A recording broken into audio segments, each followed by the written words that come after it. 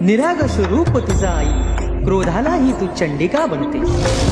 सांग तुझ्या डोळ्यात बघताच माझं दुःख हलकं करतेस.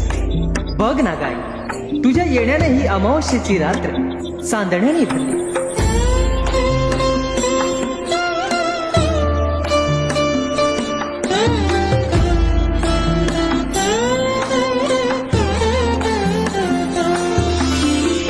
म्हणूनच कदाचित देवाला न मानणाऱ्या माणसांनीही आज तुझ्या दरबारात गर्दी केली. हे अपराध तर माझे लाख आहेत ग आई. पण आई, फक्त या हातांनी तुझी आरास कर. मनात पाप असलं तरी माझं मस्तक नेहमी तुझ्या चरणाशी राहू.